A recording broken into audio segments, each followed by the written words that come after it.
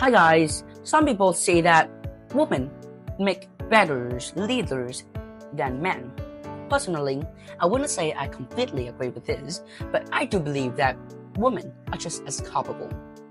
In fact, in some situations, especially in today's fast-changing and uncertain world, women may even be better suited to leadership roles. There are plenty of strong examples that prove this. In politics, leaders like Angela Merkel, the former German Chancellor, showed incredible stability and wisdom during multiple crises. Another example is Margaret Thatcher, known for strong will and influence on British politics. Then, in the business world, Indra Nooyi, the former CEO of PepsiCo, led the company successfully for over a decade and make both strategic decisions. This woman led with clarity, resilience, and confidence, traits that any good leaders should have, regardless of gender. Some people believe that the reasons we see fewer female leaders is because they aren't as competent. I strongly disagree with this. I think it's more about limited access to opportunities and the extra social and professional challenges women face. So, when a woman actually reaches the high positions, it usually means she had to work even harder to get there. And that's a sign of true strength and determination.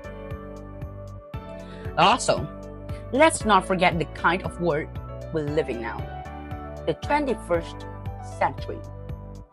We're dealing with economic instability, international conflicts, global pandemics, emotional,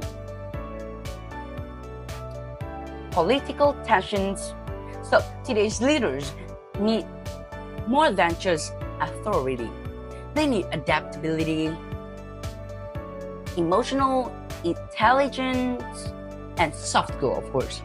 So, according to Harvard Business Review, women tend to outperform men in areas like communication, collaborations, and conflict resolution.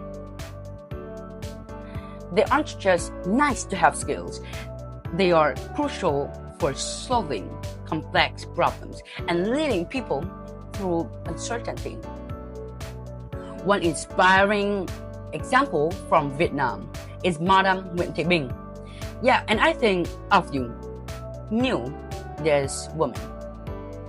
She was a key figure in the four-party Paris peace conference during Vietnamese War. As a diplomat, she showed great patience, strategic thinking, and courage qualities that helps bring peace and stability during a critical time. So, to wrap up, I don't believe leadership depends on gender. Men and women are equally capable. But I do think we need to recognize and appreciate the unique strength women bring, especially when facing challenges in today's world.